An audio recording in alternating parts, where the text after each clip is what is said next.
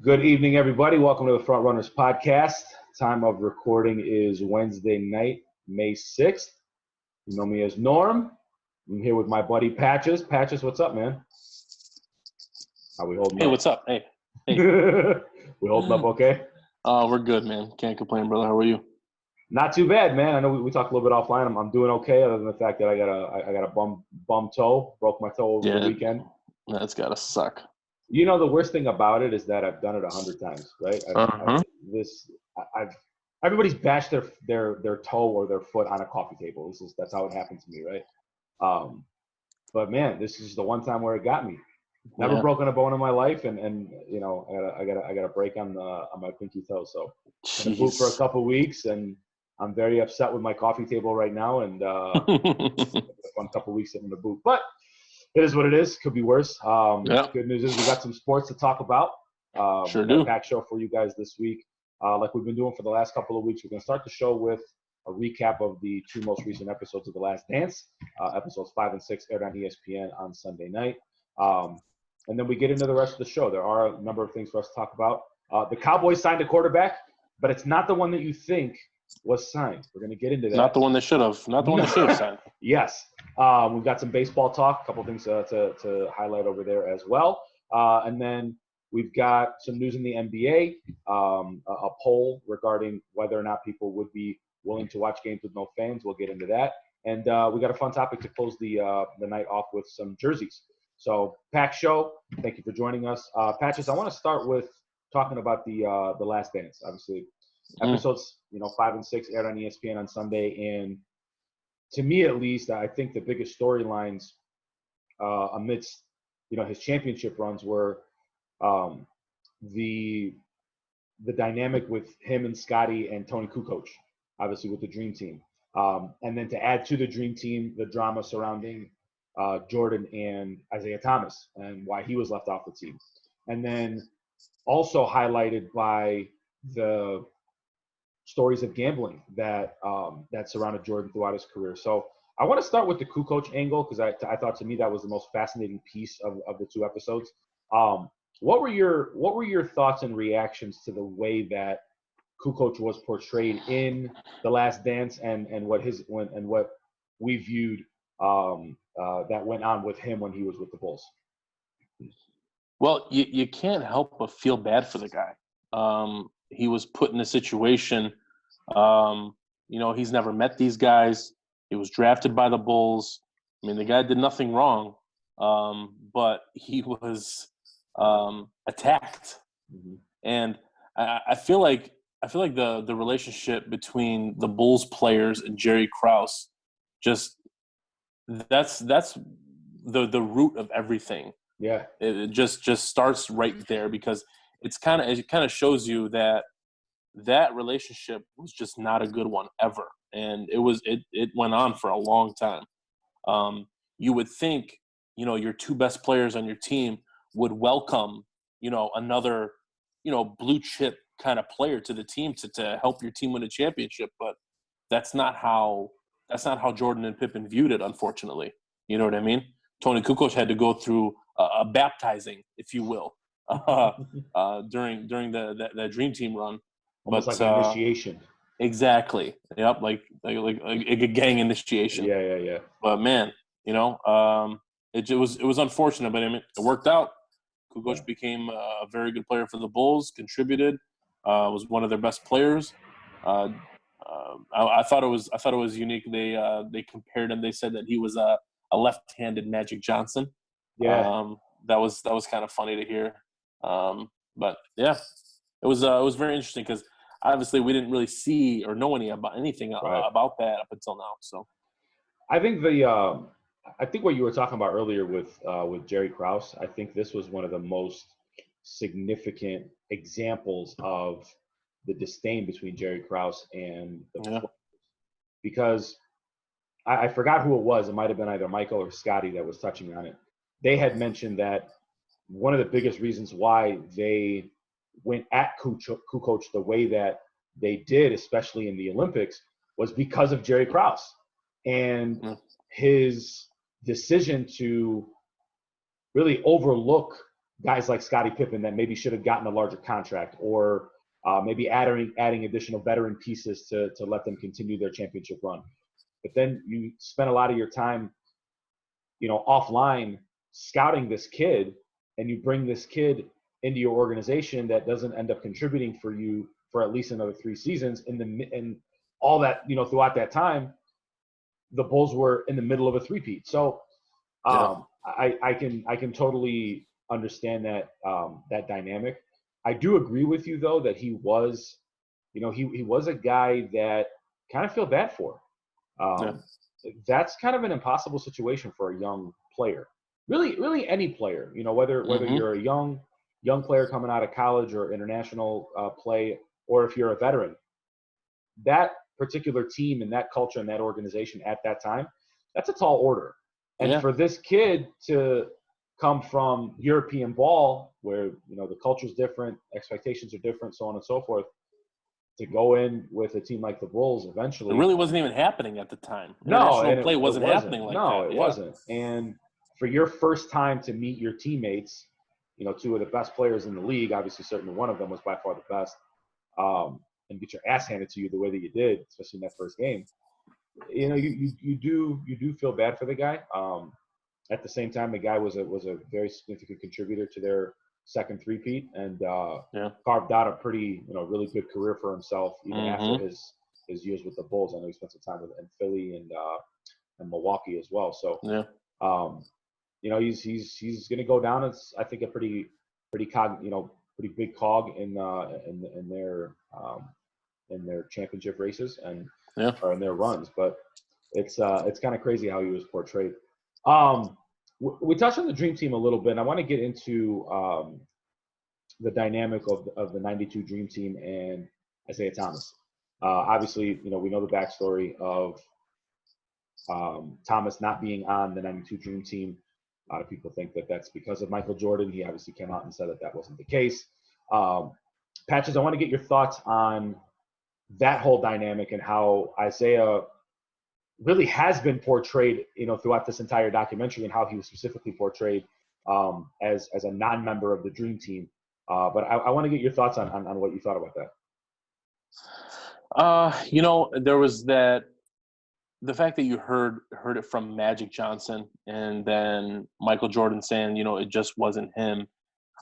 It kind of made you, as a Detroit fan, it kind of made you think like, hey, Isaiah had his own things with different players, with not just Jordan on that Dream Team. They talked about his riff with Karl Malone. They talked about him and Scottie Pippen. Him and Magic weren't getting along at the time. Obviously, there was that thing with Larry Bird and the Dennis Rodman comments and stuff like that. So it just wasn't Jordan. But at the time, Jordan had the ultimate and last say in something like that. You know what I mean? He had the pull whether or not Isaiah was really going to be on that team or not.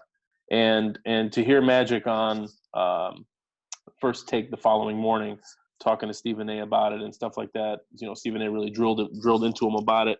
Isaiah shouldn't have been left off that team. They should have found a way to get him on there, because his resume was a lot better than John Stockton's at the time. And it's just unfortunate as a Detroit fan, man, every time I see that pose of Jordan, Magic, and Bird, and not with no Isaiah next to them, it still hurts. I've been kind of back and forth about this. Obviously, with us being from Detroit, as far as Pistons go, Isaiah's always been my favorite Piston by far. And I've always said that he's one of the most underrated superstars that have ever played this game. I think he's underrated in a lot of aspects because of the reputation that he's got with a lot of these players, like we talked about with Jordan and Magic and Larry Bird. The one thing that I'll say is that I subscribe to the notion that had Isaiah been on that team, I think the culture would have been a little bit different. And this is coming from an Isaiah supporter. I want to make it very clear that Isaiah is my guy. But I think for a guy that kind of marches to the beat of his own drum and has had rifts with a number of players on that team. There was a report out there, I think Wilbon, I know he retracted it, but he said at one point there were as many as 9 players that had a problem with Isaiah being on the dream team. Obviously, that number probably isn't that high, but the fact that you've got a third, maybe almost half of the team that may have a problem with one player. The best ones. Right. But here's what you got to keep. Here's what I think you got to keep in mind. We were at the point as a country where we needed an Olympic presence from a basketball perspective, and we needed that presence to be a dominant one. And it wasn't up until then where they decided that they wanted to bring NBA players overseas, right?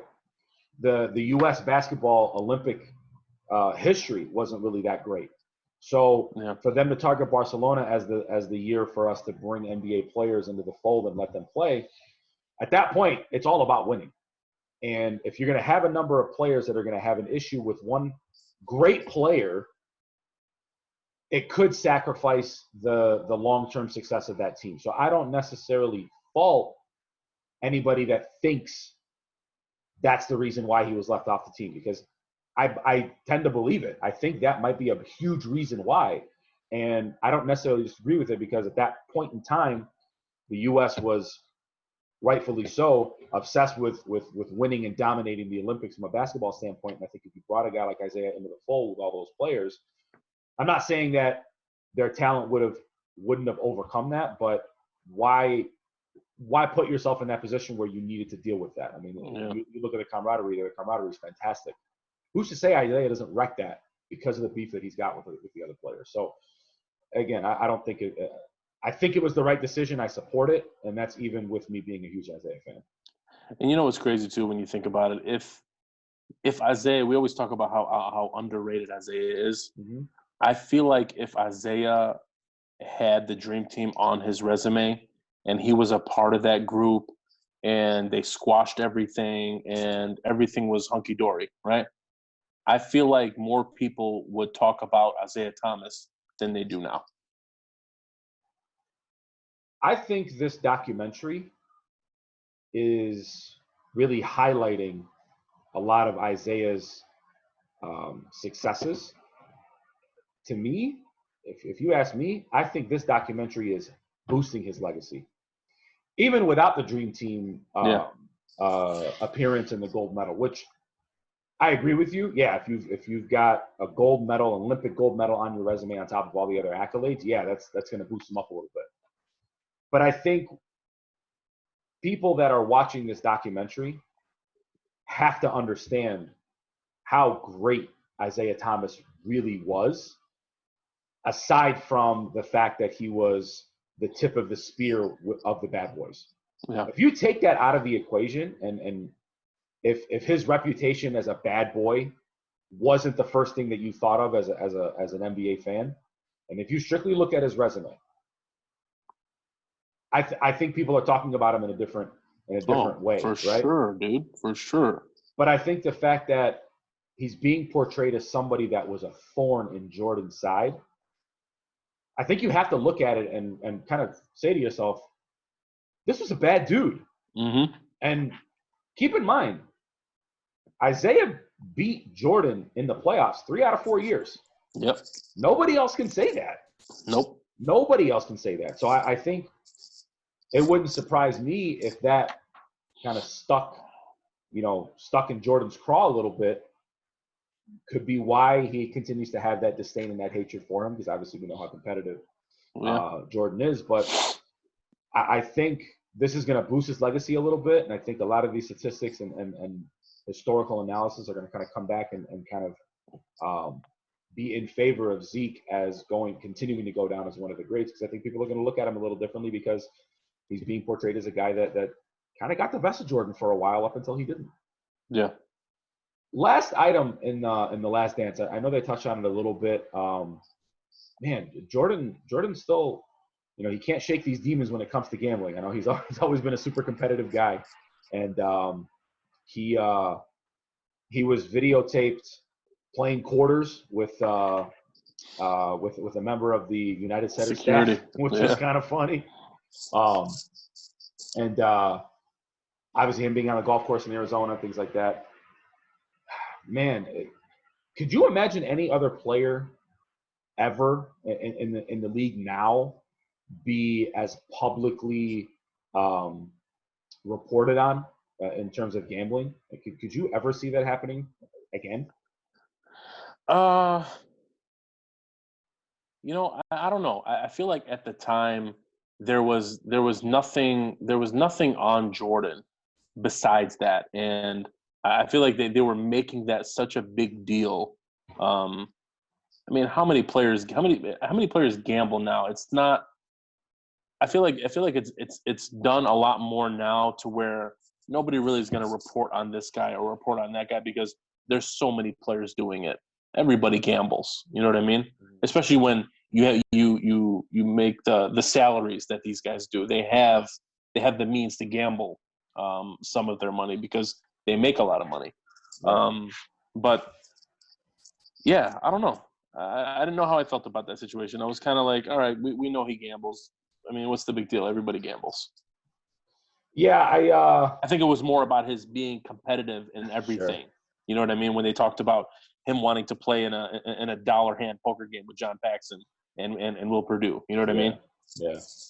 I think the fact that the thing that's crazy to me is that this garnered so much attention in a non-social media age.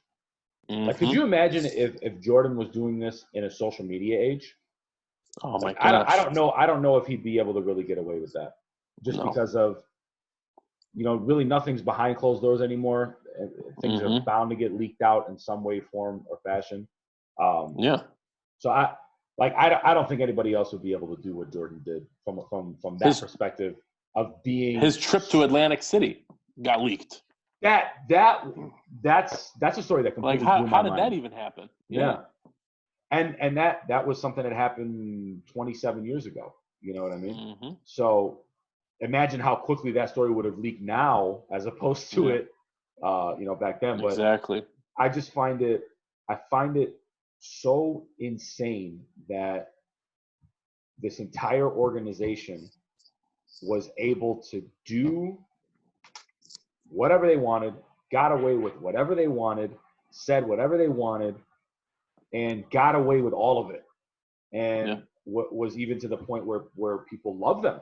People all over the world love them, for better or worse. And I just continue to be so interested and so surprised and so shocked that they were able to do what they did for such a long time and not have anybody say anything to them. So I can't wait for episodes 7 and 8. I'm really, really psyched. I know they're going to talk about him going into playing baseball a little bit, which is going to be very interesting. But I can't wait, man. I know you're excited, and I'm hell yeah as well. I want to shift from our last dance talk to a few items that have been prevalent in sports over the last week. I want to start in Dallas, and I want to start with some football. And news broke a couple of days ago that the Dallas Cowboys signed a quarterback, but it wasn't Dak Prescott, and it wasn't for $30 million a year. The Cowboys signed free agent Andy Dalton, formerly of the Cincinnati Bengals, to a one-year deal for about $7 million. Obviously, the biggest story is Dak Prescott not getting his contract, and it seems like they've signed a dozen players to long-term deals ahead of Dak Prescott. Patches, what do you make of this signing of Andy Dalton, and in terms of what it would do for his career and what that means for Dak Prescott? It's for the Cowboys. It's a backup plan. I feel like this tells you that the Cowboys feel that they have a fair offer on the table for Dak Prescott, and he's not taking it. That's what this tells me. I don't know where that number is, or I don't know if the exact numbers are out there in that whole contract thing. Have you heard anything about it? No, I know he's been looking at upwards of $40 million a year. I know there was a contract available with about $105 million guaranteed, but obviously nothing's been signed. But I think the numbers are all over the place.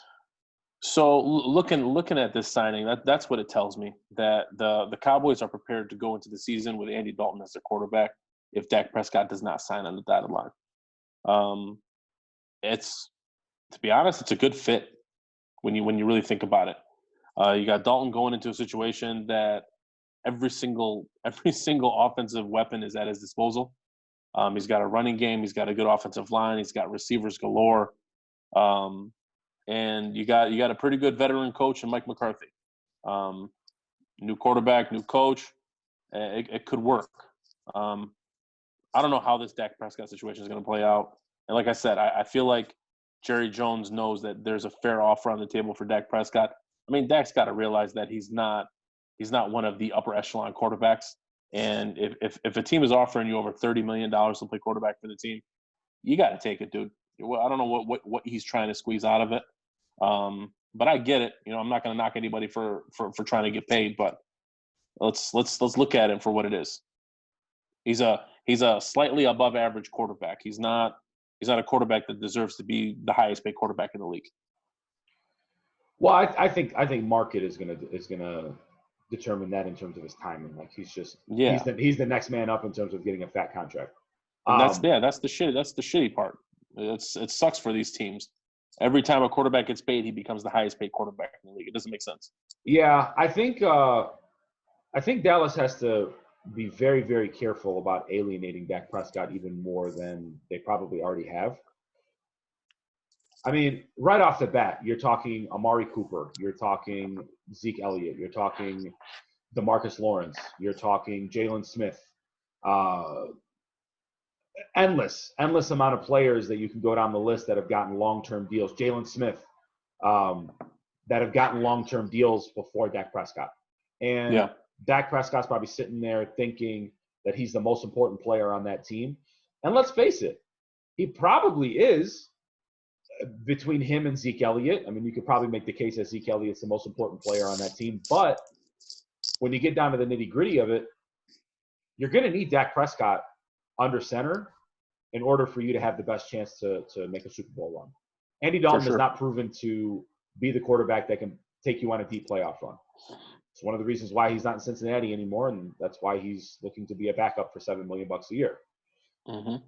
I think Dallas has to be incredibly careful to make sure that these moves are not alienating Dak Prescott any more than they are, because you might get to a point where week one rolls around and Dak's not signed. He's still looking for $35-40 million a year, and now you have to run with Andy Dalton. And just you run a lot of risks long-term not keeping him on your team, obviously, because he's a quarterback that's 26 years old coming off of his best season, and he by far gives you the best chance to win in comparison to other quarterbacks that are on the team. So I think they've just got to really come to the table and just make a deal happen. I think Dallas has kind of played this the wrong way. I think you've got to address the situation, and even if it's going to require you to pay a little bit more or whatever the case may be. Jerry Jones has come out and said the last couple of times he's had a holdout, he's had to overpay to make these deals happen, and I think he's going to end up having to do that with Dak Prescott. Yeah. But it's going to be interesting, man. Who do you think is more likely to start week one, whenever week one ends up happening? I still think it's going to be Dak. Yeah. I think at the end of the day, they're going to see, like, look, man, this guy's been the face of the franchise. He hasn't missed a game. Been a model citizen. You haven't heard one thing about him off the field. Kind of like how you did with Ezekiel Elliott, and Ezekiel Elliott got paid. You know what I mean? So I feel like eventually Dallas is going to give in because Jerry Jones is so desperate to get back at the top, dude. Yeah, he sure is. Mm-hmm. Sticking with some football, I want to highlight a polarizing wide receiver by the name of Odell Beckham, and heading into his 28-year-old season, second year with the Cleveland Browns, obviously, and didn't really see the success that a lot of people thought he was going to see his first year in Cleveland under with Baker Mayfield and the Browns. And he recently made some comments about what his expectations were coming into this season, and kind of paraphrasing here, but basically said he's going to be bigger, stronger, faster, better than any version of Odell Beckham that we've seen, and that he anticipates as being by far his best season as a pro. Patches, what do you make of these comments made by Odell Beckham, and do you think he could be in line for the monster season he thinks he's going to have? Okay. Too much. I'm tired of it. Yeah. So tired of it out of this guy. You've been tired of it for a while. I swear to you, like it's just over and over. This guy just continues to talk to keep himself relevant for things other than what he does on the field. What's the point of even saying anything, dude? Just go out and play. You're arguably the most talented wide receiver in the game, but you continue to talk more than you play. In my opinion, it's who knows what you're gonna get. He has all the talent in the world to do what he just said. You know what I mean? But until I see it, I can't predict it. I want to be optimistic here and give him the benefit of the doubt. And I can make a case for it because, Baker Mayfield's coming into his third year. They made some really good moves on the offensive line. They got Austin Hooper. They've made some really nice moves on their team in the offseason. I think his success is really going to be tied to the improvement of Baker Mayfield. And you know me, I'm a Baker guy, almost an apologetic of sorts. But I look at what they did in the offseason and with the draft and with free agency, and I like a lot of their moves, man. And I think the Conklin signing is going to be huge for them. I think that they were definitely able to address the offensive line to give Baker Mayfield opportunities, and I think that's going to mean more success for Odell Beckham. Now, I agree with you that he probably should just shut his trap and keep his mouth shut and just go out there and play ball. I think that's his best move. The fact that he continues to talk and run his mouth is probably not a good look, but you can't muzzle the guy, obviously. No. My thing is, go ahead. I was just saying, I want to be optimistic and say that he's going to have a great year because I think Baker Mayfield's going to have a good year. And if Baker Mayfield's got a good year, Odell Beckham is going to be his number one target. And I think Odell Beckham's going to be able to benefit from that the most. My thing about wide receivers, you do need good quarterback play to see success. But guys of his, ilk, like his talent, you look at guys like Calvin Johnson in our own backyard a few years ago, before Stafford arrived, right? 5 different quarterbacks that year, but yet he still had double-digit touchdowns, 1,000 yards, like 1,300-yard season. You know what I'm saying? So look at Andre Johnson for a majority of his career; he still put up numbers. Like the excuses of bad quarterback play for players that have that much talent. It just tells me that he's not playing 100% of the time on the field, dude. Mm-hmm. He's not giving it his all. As soon as his team gets down and they're losing, it doesn't seem like he puts everything into it. Yeah, I think with him getting a little older, he's 27 years old. I agree with you. He's one of the best wide receivers in the league. But I think in order for him to take the next step and be in that same conversation as some of these all-time greats. You talk about Calvin Johnson. You talk about Larry Fitzgerald, Andre Johnson, DeAndre Hopkins, Julio Jones, guys like that. Those are guys that went out there and performed and dominated and put up numbers and made plays, and you never heard anything out of them. No. So I think it would be wise for Odell to kind of take a page out of their books, kind of set himself on that right track. But I think Cleveland's going to be in for a big year. I think Baker's going to be in for a big year, and Odell's going to be the main beneficiary of that. I hope, man. That division, it could be exciting if Cleveland can actually bring something to the table. Hey, man, that division is up for grabs. I know Baltimore really dominated that division throughout the whole season, but if Cleveland's able to build on the talent that they've got, and if Baker can limit the mistakes, that may end up winning them an extra game or two last year, and they're right in that divisional race. I think that divisional race is going to be totally up for grabs, and it wouldn't be surprised. You look at Pittsburgh, too. Pittsburgh, too, with Roethlisberger coming back healthy and Tomlin winning games with I don't even know who was Mason Rudolph, Duck Hodges. You know what I'm saying? Like, yeah. Oh, yeah. That could be one of the best divisions in football. Obviously, the Bengals are going to be in a rebuild, but you look at the other three teams, they could battle it out for a division crown. It's going to be super interesting. Sticking with some NFL, I wanna talk about Beast Mode, man. I didn't think Beast Mode would be in the news at all, but he was recently on ESPN talking with Scott Van Pelt, and I guess rumor has it Is he not the best interview? Oh, he's the best in the NFL by far. He's the best. Interviewed with Scott Van Pelt and may have hinted that he could be returning to Seattle to play with the Seahawks again for another season. This is interesting news because obviously the Seahawks have a plethora of running backs. I mean, they've got Chris Carson, they got Rashad Penny, CJ Prosise, guys like that. If Marshawn were to come back, where does he fit in with this running back core? I feel like it's going to be, a 10 to 15, maybe 10 to 15 touch tops. That's the maximum. I feel like he's a good guy to have in that running back room. Obviously, he's Seattle royalty. He's still he's not old. He's not as old as Frank Gore. You know what I mean? Frank Gore's still doing it. He's circling the AFC East, man. Yeah. But I like it. Yeah, I like it. Why not? I mean, I get it. Does the guy have anything left? Like, that's the thing. And is Seattle going to be okay with him averaging 2.8 yards a carry, and just being goal line back? I mean, if they bring him back as a goal line back, yeah, I could see that because I think Chris Carson is super slept on, and I think he's super talented.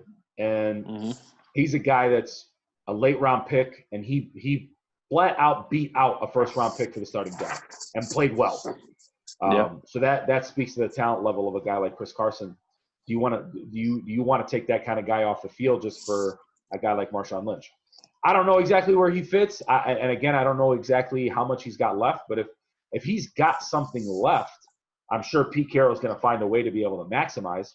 I just think with them, being so young, like I'd want to continue to feed the rock to a guy like Chris Carson and at least see what you have in Rashad Penny before you go off and pay a guy like Marshawn Lynch to be there for 16 games. But it'll be a huge emotional boost, I'll tell you that much. You see him. I mean, I remember when they signed him last season, and he hit the field, and it was deafening in Seattle. So, that could be another big reason for them to want to keep him. But it's going to be it'll be cool to continue to see him on the field. Him and Russell Wilson obviously played together for a long time. Why not? I've always been a fan of his. So we'll see, man. We'll see what happens. Yeah. I want to shift into some basketball. ESPN had recently polled fans about their preference for having games without fans. And almost 70% of people that polled said that they would watch basketball games or sporting events if there weren't any fans in the stands. Patches, if it meant sports coming back a little sooner, would you be okay with watching pro sports without any fans in the stands? And that would also mean you not being able to go to the game either. You're watching it from your couch. A majority of my sports are watched from my couch. So that part of it I had no problem with. But the whole no fan thing, we don't know what that looks like. So we can't say yes or no. You know what I mean? Like, you can't just say no, we won't be comfortable with it because we don't know what it looks like. So I feel like we just want sports back regardless. We want to see these guys. We want to see the best of the best do what they do. We want to be entertained with sports. Just bring it back in whatever form, whether it's no fans, whether it's limited fans.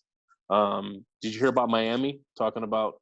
Yes, 15,000 staggered population or staggered seating, things like that. That'd be really interesting to see doing that. Even then, I don't know how you get that to work with all the entrances and exits and if we're still doing social distancing at the time, who knows what it's going to be.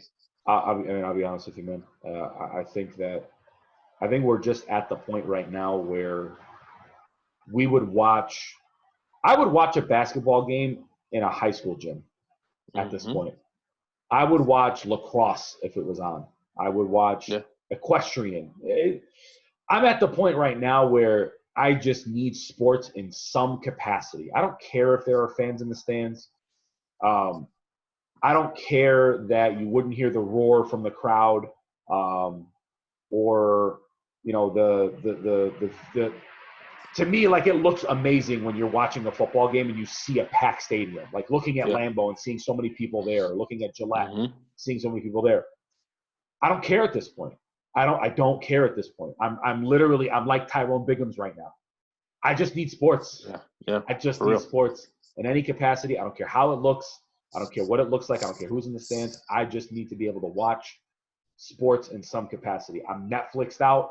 I'm Amazoned out. I'm Hulu'd out. I need sports, and that's where I feel I'm part of that 70% that just wants sports. Yeah, man. Of how it comes, man.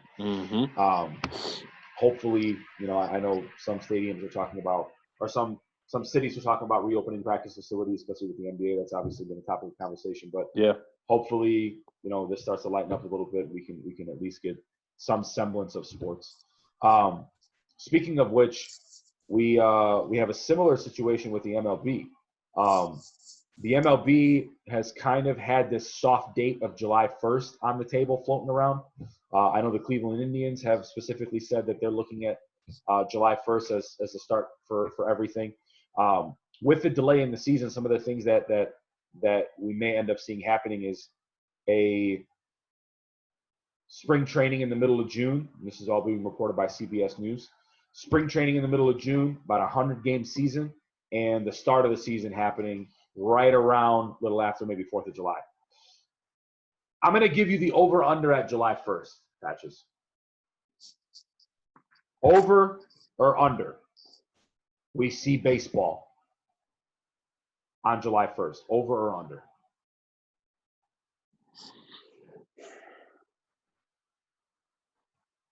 Under. Okay. You think it's before July 1st? I think it's going to happen on July 1st. Okay. I think that's the date you've been hearing, July 1st, for quite some time now. I think that's the hard date that they're looking at, and with a lot of these states and a lot of cities, lifting these, in-home stay-at-home orders and stuff like that, I feel like we can start to get back to a little bit normal. People going to work, still practicing the social distancing thing. It's not out of the realm of possibility that baseball can start on July 1st, but you're going to start July 1st and have a 100-game season. Where does that leave your playoffs starting? Well, I mean, you figure all of July, all of August, all of September, a little bit of October. Yeah, you're probably going to have it delayed. You really would. You probably have World Series games in November. I mean, that's going to suck for teams, for East Coast teams, having to pitch in the cold like that. Like, I can't see that. I mean, it's already shitty now that it happens in October. Yeah. I can only imagine how cold Yankee Stadium is in a late October, early November night game. You know what I'm saying? Like, just the quality of the game, the quality of pitching is, if they start the game, the season July 1st, I think the playoffs are going to take a big hurt, and the World Series is going to take a hurt because of when it's going to end. Well, let me ask you this: given everything that's gone on, does it really matter? It doesn't matter. It doesn't matter. We're watching sports. That's what matters the most. We're watching sports. And I think that's what people are going to want the most. Mm-hmm. Players are going to be pissed, but it is what it is, man. Yeah. I'm sure they're chomping at the bit to get back at playing. A lot of these players want to, they want to make a World Series run. Nobody's getting paid. I mean, if you think about it, you got teams out there that think they can make a World Series run, and even with everything that's going on, you look at teams that have won championships in lockout years. Nobody says, "Oh, the Spurs have, they won 5 championships, but one of them was in a lockout year." Nobody says that. Nobody says that. They look at the Spurs as 5-time champions. That's all it is. So I don't think it really matters for the players as much. I think they're gonna be out there trying to win, especially for these really good clubs. I'm gonna go over, but not by much. I think shortly after July 4th, we're gonna start to see this. We're gonna see the season start. I think July 4th would be really cool to have games start. Almost as a declaration of independence from coronavirus. I like that. So I think that would be pretty cool. But that's the nostalgic one in me. But I'm gonna go over, but not by much. I think July 4th is gonna be the day. I think that would be a really, really uplifting day for baseball fans and sports fans, especially in the middle of the summer. I hope I'm right. I'm not a psychic, but I really hope we have baseball and some sports going on this summer, man. I'm itching, and I know you are too. Absolutely, dude. Patches, I want to put a bow on this show, and I want to talk about clothing. I don't think we ever talked about clothing on this show. Specifically jerseys, basketball jerseys. Personally, my favorite jersey is a basketball jersey. Yes. ESPN recently had a list of the 74 best jerseys in the history of the NBA. And it got us to thinking, what are our favorite jerseys? What are some of our favorite jerseys? So Patches and I compiled a top 5 list. I've got some honorable mentions. I don't know about you, Patches, but I've got some honorable mentions. For sure. Our top 5 NBA jerseys of all time. So Patches, I want to start with you. Give me your honorable mentions and then go from 5 to 1. Favorite NBA jerseys. Okay. All right. Honorable mention. I got the Raptors, the original Dino. Okay. Yeah. That one, it was hard Sweet for me. jerseys. It was hard for me not to put it in the top 5. But man, that jersey is just so it's an iconic jersey. Yeah, you know what I mean? It was the right first. out of my mouth. I was going to say it was iconic. Jersey. You see it, you immediately Vince Carter. First thing that comes to your mind. You know what I mean? That was a badass jersey. Another honorable mention for me was the Detroit Pistons red. Early to mid 90s. This was the old school block Pistons. Yes. But it was the red alternate before they came out with the Teal Boys. The Grant Hill era. Okay. I think it was the 94-95 season is when they first introduced that one. I was in love with that jersey. I had a red Terry Mills basketball jersey signed. Name drop. He signed my jersey at a Dunham's in Madison Heights. I love it. I remember my dad took me, and he signed my Terry Mills jersey, and he signed a basketball for me. Sick. So I know those jerseys very, very well. Yep. And yeah, those are my 2 honorable. I have a few, but we can go on forever. Okay. Go from 5 to 1. 5 to 1. Lakers, Showtime. Okay. 78 to 99. The all gold boys. That's your 5? That's your number 5? That's number 5. It's just a classic to me. Number 4, Hornets. Teal pinstripes, 89 to 96. Woo! Shout out to Larry Johnson. Johnson, Grandmama one time. I had that jersey back in the day. Number 3, arguably one of the best centers of all time down this jersey, the Rockets, red with the yellow trim. They actually been throwing those back recently with the Rockets. That was a classic jersey. Number 2, got to go with the Pistons Bad Boys Blue, 81 to 96, original block letters. Yeah. And number 1, my favorite jersey ever. I think I know what this is. Was the Road Blacks pinstripes, Orlando Magic, Shaquille O'Neal. Okay. That was my number 1. Man, to me, that's the hardest jersey. It really is. That's a badass jersey. Mm-hmm. So my honorable mentions. I have the old school Magic jerseys. Now, full disclosure, when I was thinking about this list, I was thinking about the old school white ones, right? Okay. I didn't think about the Road Blacks or the alternate blues. Now that I'm thinking about it, like the blues, yeah, the blues. I might want to revise this list a little bit because those black ones were hard as hell. Hell yeah! But for now, I'm going to keep them on the honorable mentions list. Another honorable mention that I got are the old school Warriors jerseys, not the old school Run TMC jerseys, which were still hard as hell. The We Believe jerseys. Yes. With a little bit of like the more of the gold. The trim, Warrior. With the Warrior, the big W. Mm-hmm. All I think about are it's the alternate blue boys, like the yes. like the nylon the navy ones, yes the navy yes ones. Yep. And right now, just off the top of my head, thinking Baron Davis, Al Harrington, Steven Jackson, Monte Ellis, Matt Barnes. I think at one point played in that jersey. So that was a great jersey for me. So those are a couple of the honorable mentions. Also, I want to give some love to my hometown Pistons. I never was originally a fan of the teal jerseys. Up until recently, I think they've now kind of become a cult classic. So I want to throw them in as an honorable mention. I like those jerseys now. I didn't really like them back in the day because they deviated from the red, white, and blue. But the Detroit Pistons teal jerseys, I think now are pretty sweet. And they also came out with like a wine-colored one, like an alternate. The wine-colored ones are sweet too. Yes.